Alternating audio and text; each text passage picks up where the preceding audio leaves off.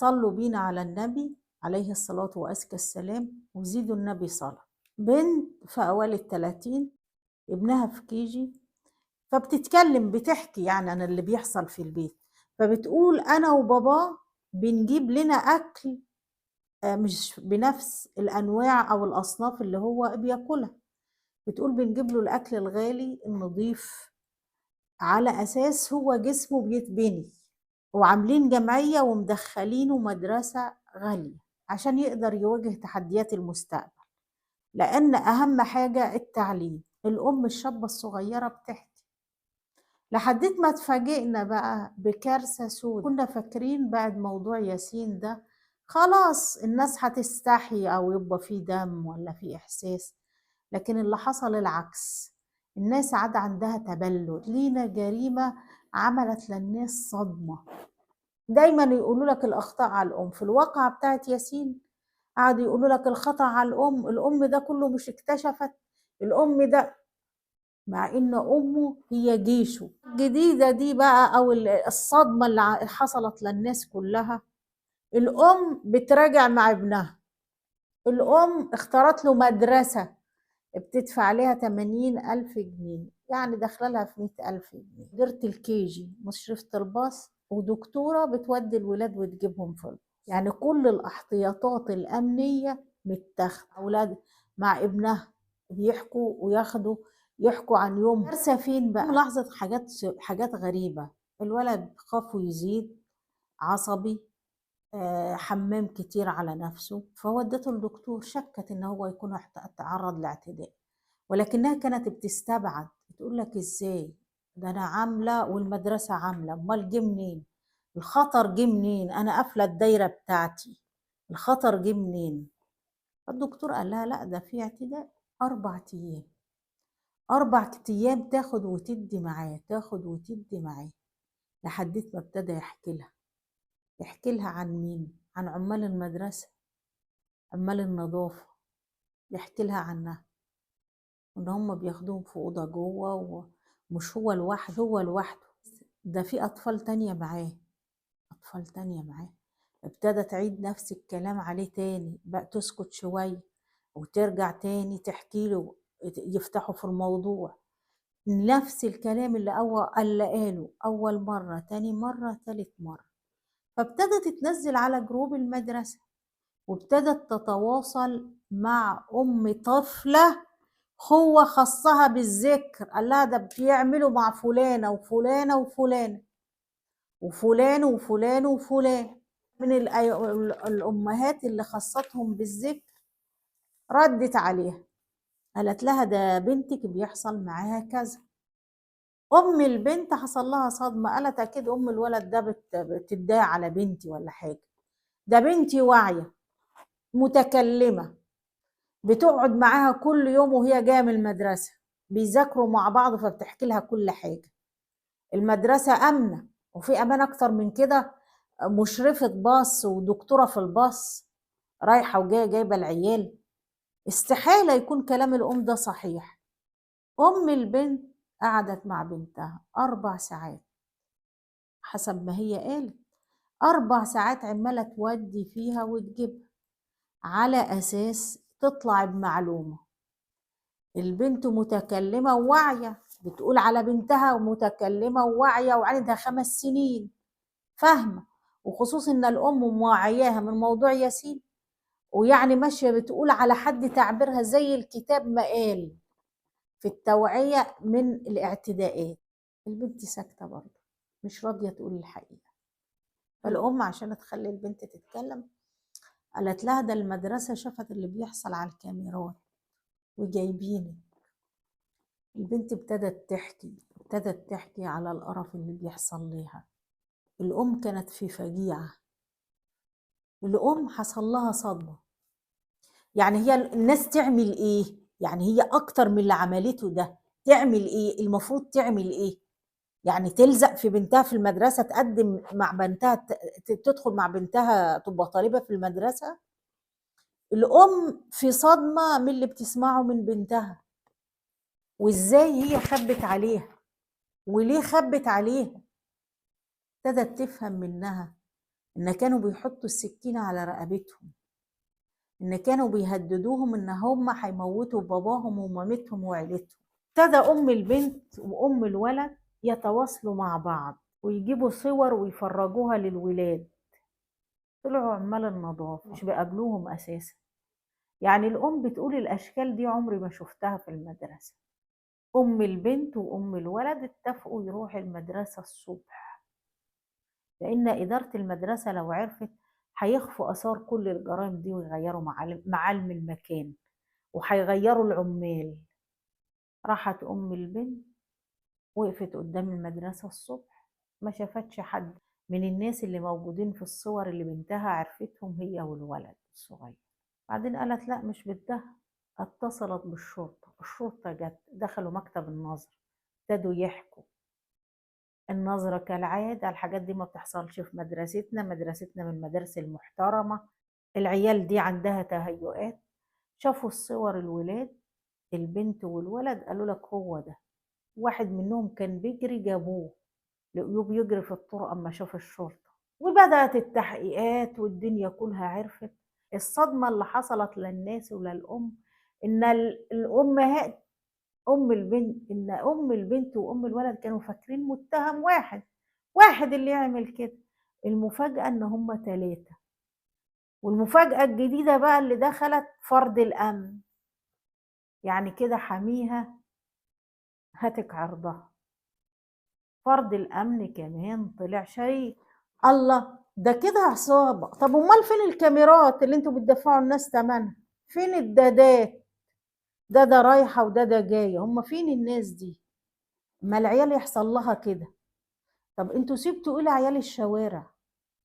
يعني الناس مدخلة مدارس انترناشونال بين قوسين، انترناشونال، دافعين داخلين على 100,000 مصاريف، ومس ودكتورة وابصر مديرة ابصر ايه، والقاب كبيرة، ارقاب كبيرة كده وتخينة، ما تعرفش متخنين الالقاب ليه. والاخر الكارثة دي تحصل، وبتحصل لها 6 سنين.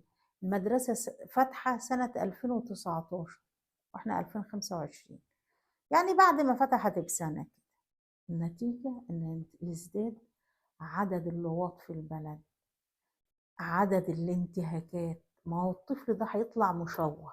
يعني افترضنا ان الامهات دول مش اكتشفوا الجريمة زي اللي قبلهم بتوع كيجي بتوع السنة اللي فاتت واللي قبلها واللي قبلها، هتلاقوا عيال مشوهين بيمارسوا حياتهم ازاي؟ بعد كام سنة هيبقوا ايه؟ هنفاجئ بجريمة لما نلاقي 4 لان فرد الامن معاهم. طب فين الكاميرات؟ بتاع الكاميرات متواطئ. فين الدادات؟ هي الدادة وظيفتها ايه في المدرسة؟ مش وظيفتها تخلي بالها من الولد لبس قلع ودته الحمام تجيبه من الحمام؟ وظيفتهم ايه؟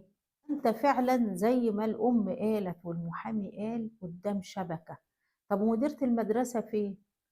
مديرة المدرسة مدرستهم محترمة وتقول لك احنا هنعلق كاميرات. تعلقي كاميرات؟ انتوا شطار بس في المصاريف. عارفين المدارس دي ما بتيجي المدارس الخاصة يعملوا فحص شامل، الأعمام بيشتغلوا إيه؟ الأخوال بيشتغلوا إيه؟ كأن الأطفال داخلين السلك الدبلوماسي مش رايحين يدرسوا. عشان الكلاس بقى هنعمل إيه؟ ما هم ناس محترمين وبعلموا الناس الأصول. انتوا سبتوا للمدارس الحكومي إيه؟ فالمدارس الحكومي بقى أنظف منكم. المدارس اللي انتوا طالعين لنا تقولوا لنا ايجيبت والتربية والمفروض نفسية الطفل والمفروض نفسية أبصر مين، انتوا فين من ده كله؟ وقاعدين على كراسيكوا ازاي؟ طبعا لما يبقى 4 افراد متواطئين منهم فرد امن، وفرد الامن ده الام لما راحت القسم اكتشفت كارثه سودة، ان فرد الامن ده اترفد من 1.5 سنة برضه في تحرشات او اعتداءات. الله، طب انتوا رجعتوه ازاي؟ يا المدرسه المفروض في سوء سلوك او في اعتداءات او في شكوى منه ترجعوا ليه بقى؟ الخبره اللي عنده مش عند حد مثلا، ولا هو نوع نادر من رجال الامن؟ المدرسه تقريبا يعني تقريبا والله اعلم اما يبقى 4 افراد مشتركين والدادات مش عارفه وبتوع الكاميرات مراقب الكاميرات مش عارف، يبقى في كارثه هنا. الخوف لا نكون اكتشف بعد كده إن في دارك ويب، إن هم كانوا بيعملوا مع العيال كده ويصوروهم ويبيعوا الفيديوهات بتاعتهم، وممكن نوصل لنتيجة زي دي، وإن المدرسة هدفها تشويه العيال، تشويه الأطفال. ممكن نكتشف حاجة زي دي، ما تبقى من 6 سنين بيتم انتهاك الأطفال فيها، إن إحنا قدام دارك ويب، إن هم بيصوروا الاعتداءات على العيال دي ويبيعوها بمعرفة المدرسة طبعا. أيوة بمعرفة المدرسة. هي مديرة المدرسة وظيفتها إيه؟ إذا كان الأطفال اللي لسه في كيجي شوهوه، عيال طالعة مشوهة، يعني المفروض الناس تعمل لولادها اللي على مدى ال6 سنين اللي فاتوا يعملوا لهم كشف عشان يطمئنوا عليهم. إذا كانت البنت الصغيرة اللي عندها 5 سنين بتاعت الحادثة دي أمها وأم الولد زي ما قلنا قبل كده ماشيين زي الكتاب ما قال مع العيال، مفيش تغفيلة، والكارثة كانت بتحصل وهم معرفوش. والكارثة السوداء بقى اما الأطفال تحكي لك إن كان بيحط على بقهم بلاستر، كانت إيديهم تتكتف لورا، كانت إيديه بيتحددوا بسكين. طبعا البنت والولد انضم لهم 3 تانيين، يعني بقى 5، غير ناس كتير مش عايزة تتكلم، قالوا لك مش ناقصة فضايح. بس الأمهات دول يشكروا لأنهم عندهم ضمير، خافوا على عيال الناس. اللي مش عنده ضمير ده هو اللي حصل لابنه أو بنته مش عارف يوعي الناس. احنا قدام شبكة كاملة متكاملة، لما تيجي التغفيلة من نظرة و4 3 بالإضافة لفرد أمن وناس كبار كلهم، أقل واحد عنده 28 سنة لحديت ال60 سنة. طب و60 ده يا أخويا بتعمل إيه في العيلة الصغيرة؟ الله لا يكسبك دنيا ولا آخرة. حسبنا الله ونعم الوكيل فيكم. ما الناس عمالة تربي.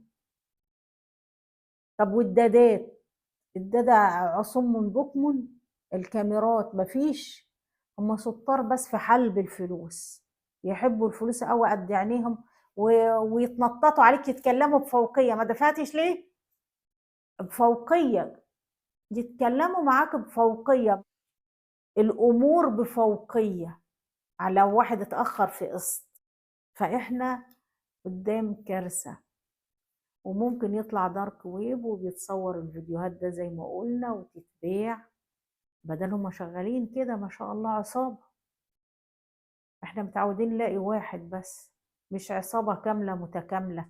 لو رجعنا لحكاية البنت اللي قلت لها في الأول، اللي حارمين نفسهم من الأكل عشان يعلموا عيالهم كويس، اللي بيعملوا مش كل الناس يا جماعة بيدخلوا مدارس انترناشونال بتبقى قدرتهم المالية واو يعني ولا حاجة.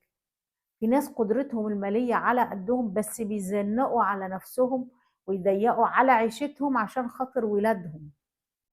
دول وضعهم ايه؟ وبعدين تطلع لك المديرة بمنتهى البرود تقول لك هنحط الكاميرات والواقعة وما نعرفش بيها والواقعة. انت تتنافي. المفروض مديرة المدرسة دي تتحبس مع الناس دي لأنها شريكة بالتغافل. المفروض تتحبس، يبقى عقاب عن العالم اللي متغافلة دي. طب دلوقتي الناس تودي عيالها فين؟ يعني دلوقتي مدارس الحكومة وحشة وكرهتوا الناس فيها، والأفلام والمسلسلات اللي كرهت الناس فيها. دلوقتي الانترناشونال بيحصل فيها ضرب واعتداءات، وشفنا اللي حصل لكارما مناخيرها اتكسرت، وهي نفس المدرسة اللي انكسر فيها مناخير كارما هي اللي حابسة العيال عشان يتأخروا في دفع المصاريف في أوضة الفيران. تطلع لنا مدرسة تانية. الناس دي ذنبها ايه؟ الأهالي دي ذنبها ايه؟ والعيال الصغيرة دي ذنبها ايه؟ هو ايه اللي بيحصل في الدنيا ده؟ ايه اللي بيحصل؟ يعني حاجات ما سمعناش عنها. تعدل ويكون في اخصاء واعدام، لان انت ذنب ايه العائلات اللي بتبدا حياتها دي؟ بنات صغيرين، امهات صغيرين وابهات صغيرين، ويفاجئوا بكارثه زي دي لعيالهم. ويا ترى هيتعالجوا منها ولا لا؟ ايه اللي يدخلهم في دوامه؟ عشان شوية ناس معدومي الإنسانية، فربنا يلطف. إحنا في كوارث ما يعلم بها إلا ربنا. سلام عليكم.